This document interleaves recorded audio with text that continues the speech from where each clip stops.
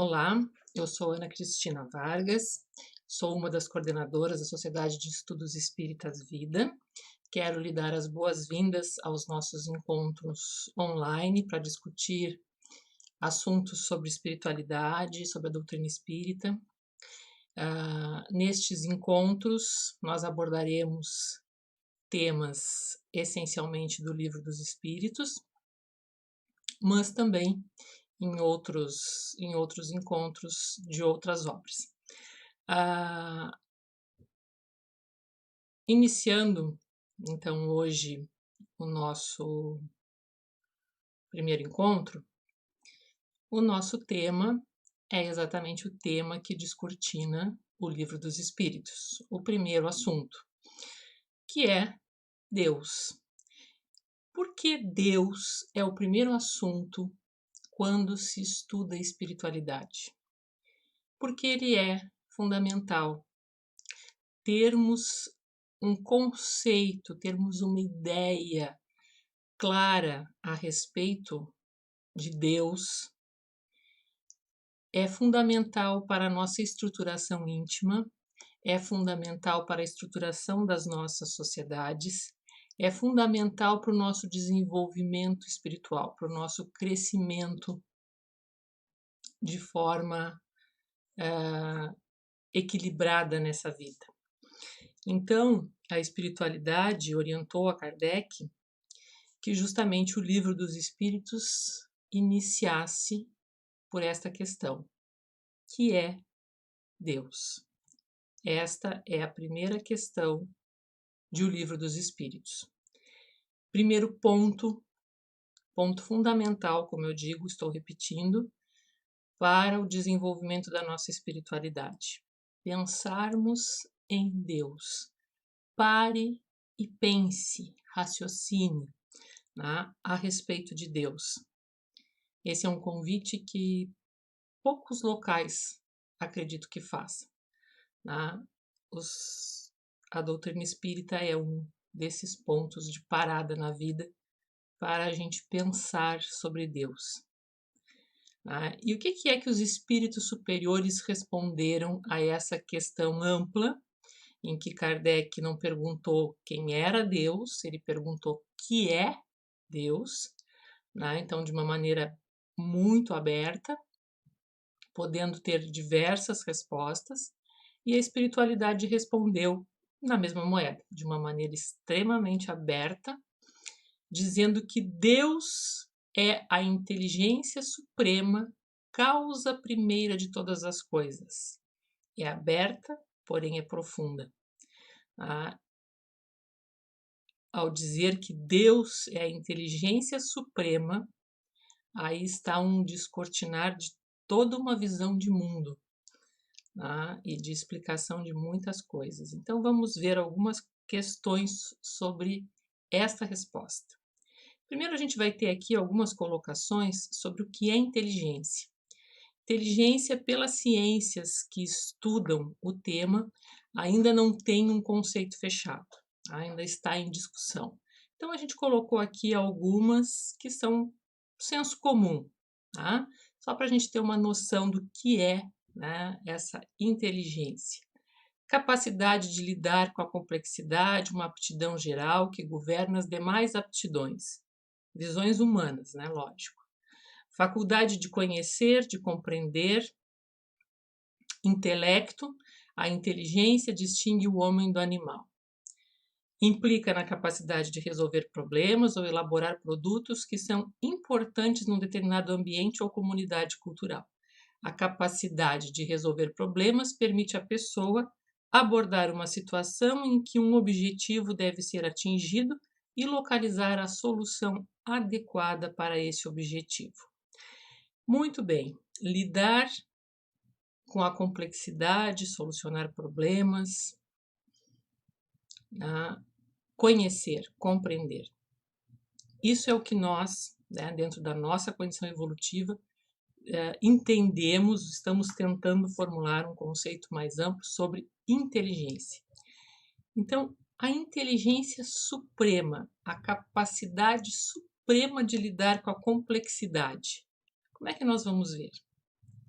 Tá? Vamos pensar, né, também. Causa primária de todas as coisas. Então, aqui a gente tem uma imagem. Né? Nessa imagem nós temos aí parcialmente a obra de Michelangelo sobre a criação, em que nós vemos Deus apontando o dedo. Na obra de Michelangelo, ele aponta o dedo a um ser humano. Aqui, ele está apontando um dedo para um macaco. A obra de Michelangelo, criacionista, né? A visão Deus criou o homem. Nesta imagem que nós estamos vendo, nós temos Deus criou a evolução. Tá? E essa é uma visão perfeitamente coerente com a doutrina espírita, que é uma doutrina, ao mesmo tempo, evolucionista e criacionista. Temos Deus como criador de todas as coisas, só que todas estas coisas estão submetidas a leis, leis que ele criou. Tá? Nós chamamos de leis naturais.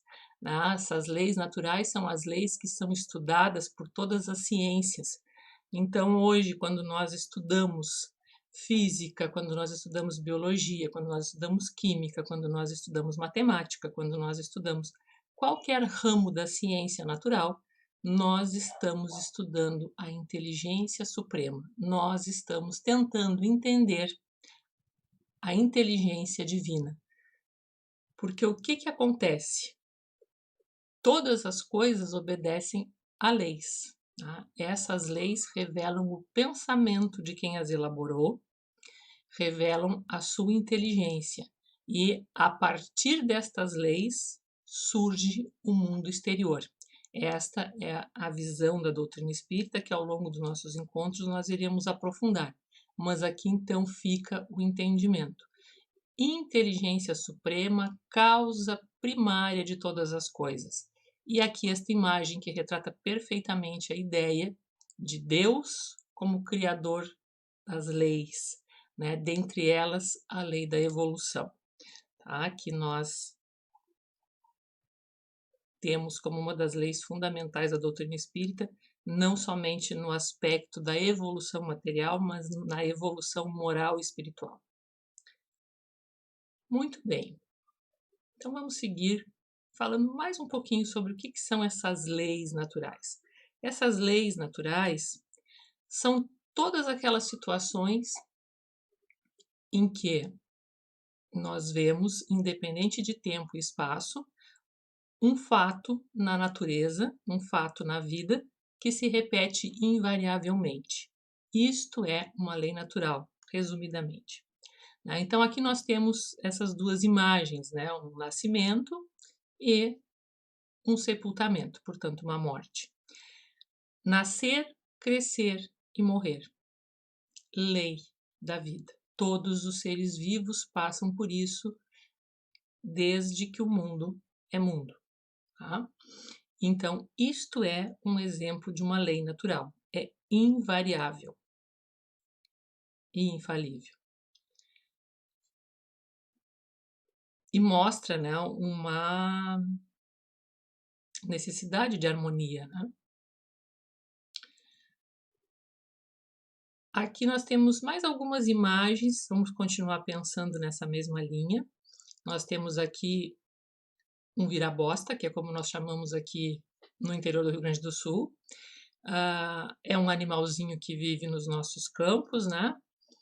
E ele tem como função limpar, tá? Justamente limpar os campos, né? Ele tá ali o produto do trabalho dele, né? Já pelo nome se sabe no que ele trabalha. Aqui nós temos um abutre, uma ave de rapina, que vai limpar carniça. A gente sabe que os abutres, as aves de rapina, elas vivem de comer carniça, né? Então são animais que limpam. Ali nós temos minhocas, um bichinho até nojento, né? Vejam que nenhum desses animais são exemplos de beleza, mas são exemplos de inteligência e de harmonia, né? Porque a minhoca, ela é fundamental para a oxigenação do solo. Um solo sem minhocas é um solo estéril, que nunca irá produzir, tá? Nunca teremos lavouras num solo sem minhoca. Então, vejam, esses animais que nós pouca atenção damos, eles são fundamentais para o equilíbrio do ecossistema. Nós não pensamos nisso, ninguém pensou nisso. No entanto, isto funciona. Eles limpam a natureza. Imaginem se não houvessem os abutres, todas as mortes de animais silvestres e outras que acontecem, que ficam sem ter um sepultamento, como ficaria? Seria proliferação de doenças, de N problemas. Esses animais resolvem esses problemas, né? Assim como tantas outras situações. Isto mostra um pensamento na vida de extremo cuidado e de perfeição, de pensar as coisas nos mínimos detalhes. A natureza é pensada nos mínimos detalhes e ela não é pensada por nenhum ser humano. Isto é mais um exemplo das leis naturais. E aqui também, né, nós vamos ter mais um exemplo de leis naturais. Eu estou falando para vocês agora, durante a quarentena da pandemia do coronavírus, e nós estamos vivendo um momento de isolamento social. E muitas pessoas estão adoecendo em função disso, né? Tendo dificuldades de lidar com esse momento, de não poderem interagir e conversar com mais pessoas, viverem reclusos apenas aos membros da família. Não estão completamente isolados, mas num convívio limitado. E aqui a gente vê nessas imagens, que é da nossa natureza, o convívio em sociedade. Então, vejam, isso é assim desde que a sociedade se forma, né? Desde que começa a vida humana, o homem vive em sociedade. Então, nós somos seres sociais, precisamos desse intercâmbio para a nossa saúde, para o nosso equilíbrio, para suprir as nossas necessidades, para desenvolver os nossos potenciais, para que essa diversidade nos complemente. E nesse momento nós estamos experimentando exatamente as dificuldades de uma vida em isolamento. Retornaremos, esse isolamento é extremamente necessário nesse momento, né? Faz parte também para que a gente possa manter a nossa sobrevivência. No entanto, a vida em sociedade prossegue. Hoje, de forma virtual, continuamos nos conectando mentalmente, né? Não tanto um contato físico, mas a lei de sociedade necessita, né? E justamente esse contato virtual nos permite uma melhor saúde mental. Aqui nós temos mais duas imagens que nos falam também, né, sobre a questão dessa inteligência suprema. Vamos ver, né? A gente tem aí a imagem de um DNA, uma partícula que nós necessitamos olhar em microscópio, que essa partícula está presente em todos os seres vivos, né, em todos os seres do planeta, né? Dessa imagem que comparativamente é gigante e, no entanto, formada, todos os seres que compõem esse planeta estão orientados, formados por essa partícula invisível, né? Então, o interior gera o exterior, o invisível gera o visível. Isto é um outro fato, isto é uma outra lei invariável, né, que a gente vai observar e fala dessa inteligência suprema, né? Como colocar, vou voltar à imagem, né? Como colocar nessa imagem desse gene, como escrever ali, melhor dizendo, né? Como escrever ali toda a história de uma vida e toda a história de um planeta. Muito bem. Então, qual é a visão, né, que a doutrina espírita nos passa a respeito da vida? Que a vida é cosmos. Essa expressão cosmos é uma expressão que vem da antiguidade, né? Essa expressão quer dizer como um todo harmônico, organizado, inteligente, finito, eterno, animado e divino, cujas partes se relacionam, se determinam, se completam e mantêm o equilíbrio de um sistema lógico e perfeito. Nenhuma parte desta grande engrenagem existe por acaso. Cada uma tem um papel e quando uma delas não funciona bem, o todo é afetado. Porém, como um ser inteligente, o cosmos possui a capacidade de se auto-harmonizar, restabelecendo o equilíbrio e a ordem temporariamente perdidos. A doutrina espírita é perfeitamente conforme a esse conceito. Faço aqui apenas um acréscimo, aqui onde os antigos diziam finito, a doutrina espírita dirá infinito. Né?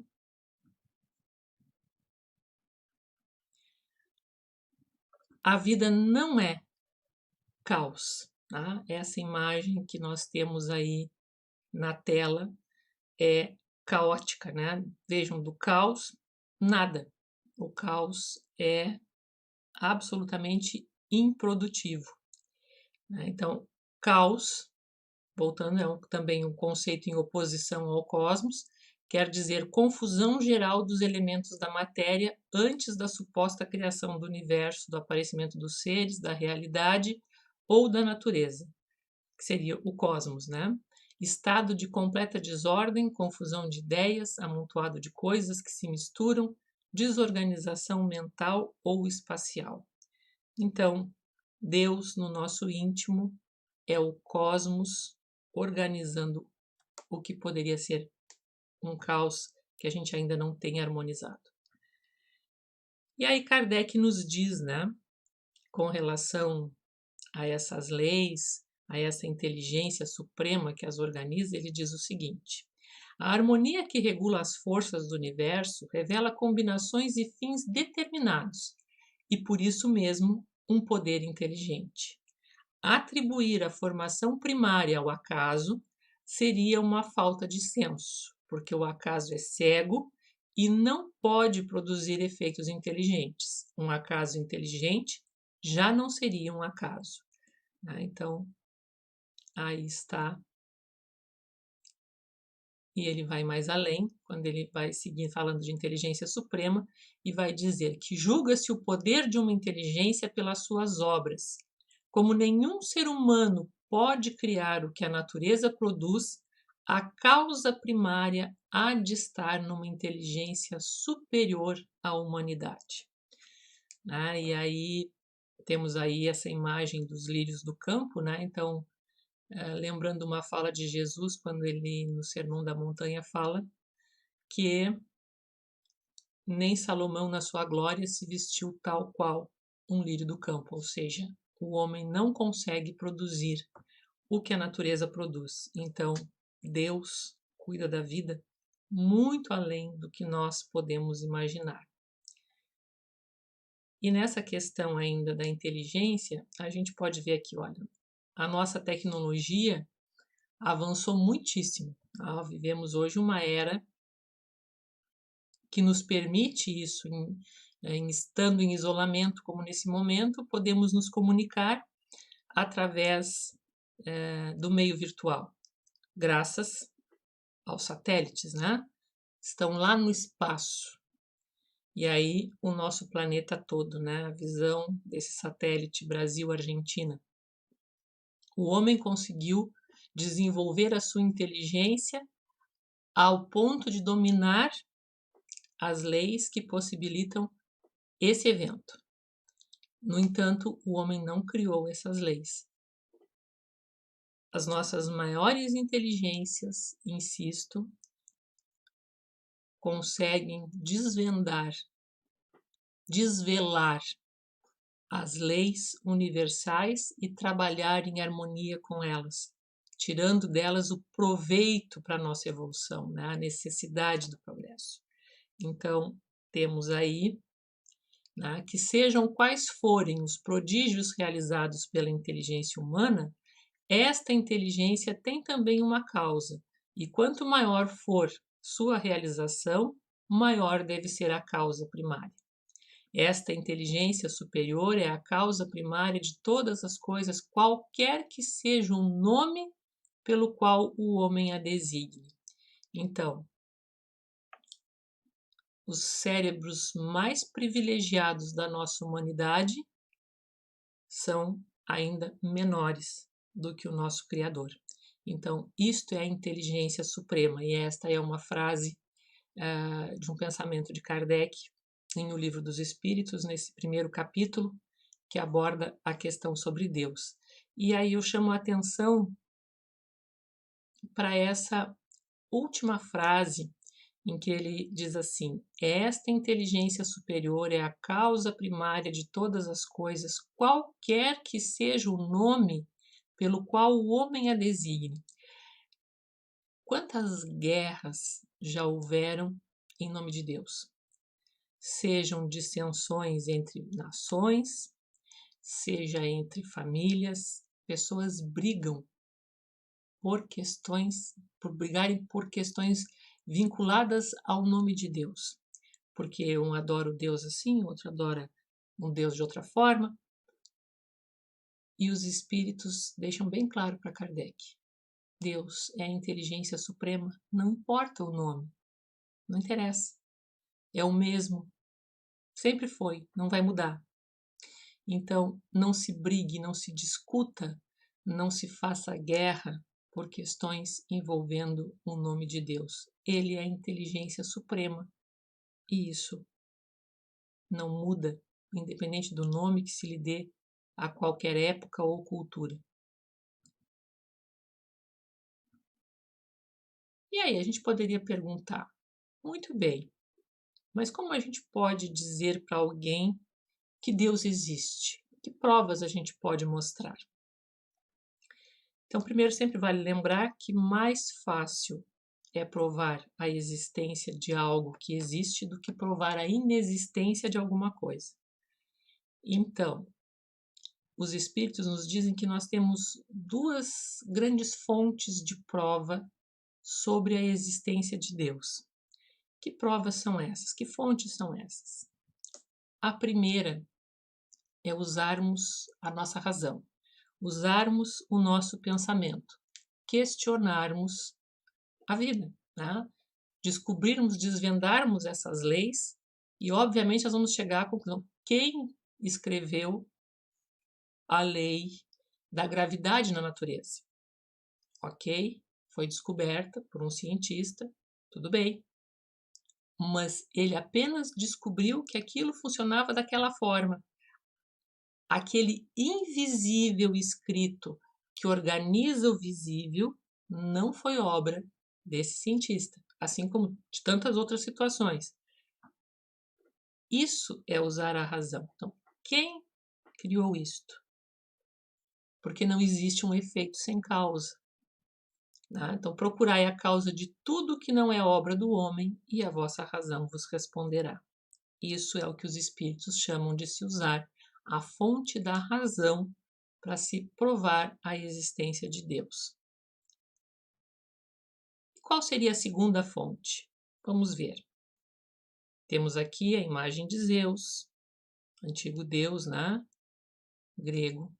Temos aqui ao lado também uma divindade hindu.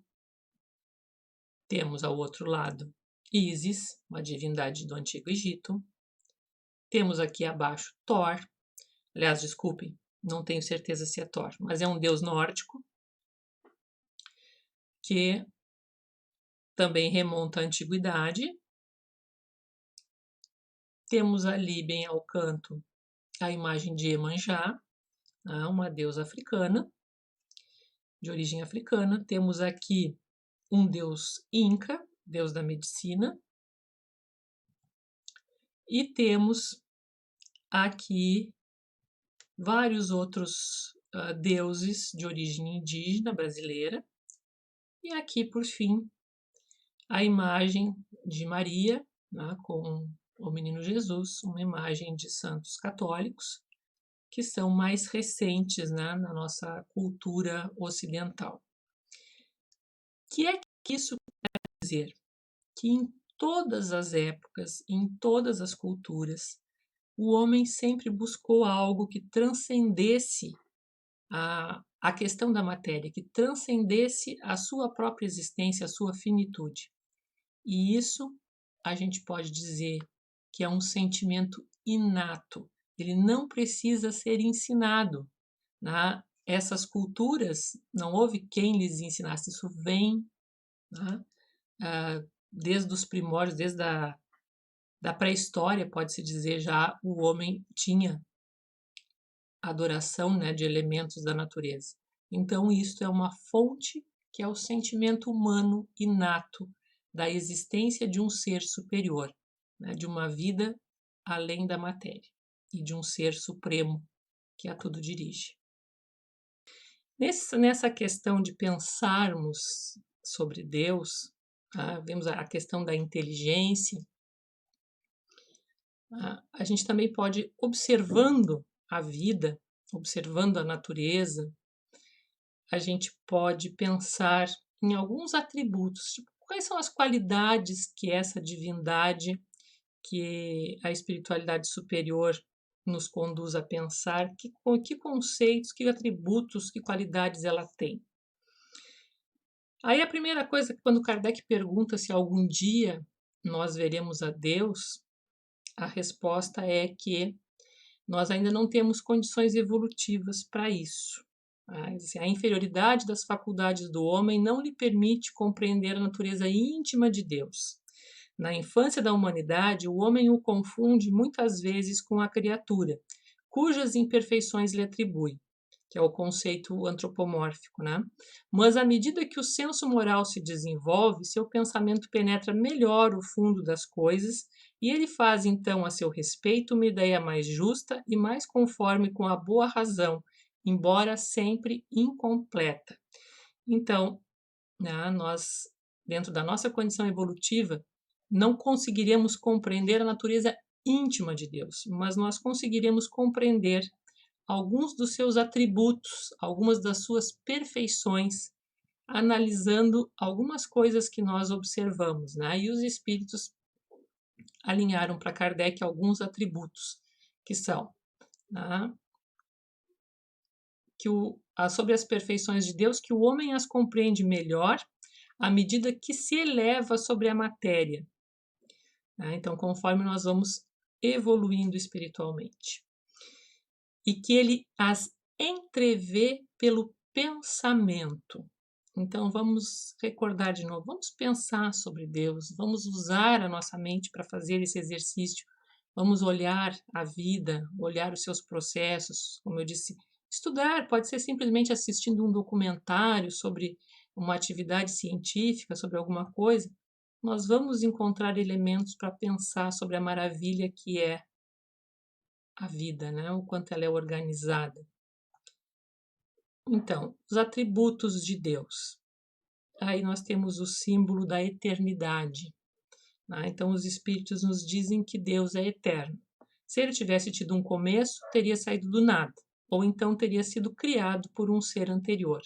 É assim que, pouco a pouco, remontamos ao infinito e à eternidade. Então, Deus é eterno, de todos os tempos. Quando ele surgiu, não se sabe. Atributos de Deus, mais um. É imutável, e aqui eu coloquei um nascer do sol. A gente vê essa imutabilidade de Deus nas leis que regem a vida. Porque vocês imaginem se Deus não tivesse essa estabilidade e a qualquer hora e ao sabor de qualquer coisa mudasse os seus procedimentos, mudassem as regras da vida. Seria uma loucura completa. E, no entanto, a gente vê que não é assim. Né? Algumas pessoas até, muitas vezes, descreem de Deus por terem uma visão ainda bem incompleta, mais incompleta do que a que a gente procura desenvolver, porque acham que Deus vai interferir nos seus processos pessoais. Né? E não, existem leis para isso. Né? Deus não interfere em cada coisinha, né? Não é assim, Deus faz isso para mim. Não. Né? Existem leis, existem situações que nós nos harmonizamos a elas.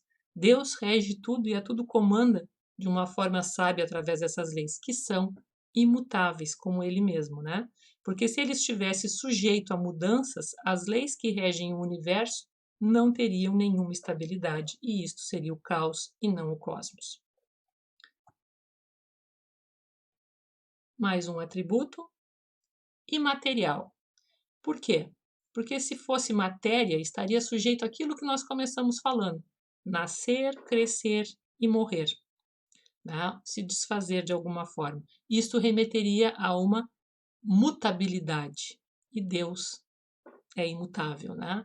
É eterno. Então, portanto, ele tem que ser necessariamente imaterial. E aí, então, né, nos diz que é imaterial, quer dizer, sua natureza difere de tudo o que chamamos matéria, pois de outra forma ele não seria imutável, estando sujeito às transformações da matéria. Mais um atributo único, e aqui muito importante, porque se nós pensamos a vida como algo dividido entre Deus e o diabo, e nós como criaturas disputadas por esses seres, não há sentido, né? Deus é único, é a vida, é o bem, é o progresso, é a evolução, é regrado, é organizado, caminha para a perfeição. Não existe disputa de poder no universo, tá? Porque Deus é único. Tá? Então a doutrina espírita se posiciona apenas na crença no bem. Tá? Então, Deus é único. Se houvessem muitos deuses, não haveria unidade de vistas nem de poder na organização do universo. Então, não cremos no demônio. Deus é todo-poderoso, porque é único. Se não tivesse o poder soberano, haveria alguma coisa mais poderosa ou tão poderosa quanto ele, que assim não teria feito todas as coisas. E aquelas que ele não tivesse feito seriam obras de um outro Deus. Então, tudo isso, né, é incompatível com a ideia de organização, de harmonia, né, de cosmos que a gente está insistindo em passar para vocês. Que não é por nossa obra, é o contexto, é o conteúdo da doutrina espírita. Deus também é soberanamente justo e bom. A sabedoria providencial das leis divinas se revela nas menores como nas maiores coisas, e esta sabedoria não nos permite duvidar da sua justiça nem da sua bondade. Então, aqui também, mais uma vez, eu convido vocês a verem de forma ampla. Né? Vamos pensar primeiro num conceito bem geral de vida, tá? De leis da vida. Depois, mais adiante nos nossos encontros, a gente vai discutir mais detalhadamente essa lei de justiça. Tá? Então, né, espero que vocês tenham gostado desse nosso primeiro encontro online, né, já que essa nossa quarentena nos obriga a se encontrar utilizando meios virtuais, e espero que estejamos no próximo encontro juntos para discutirmos o que é panteísmo, tá bem? Aguardo vocês então no nosso próximo encontro e até breve.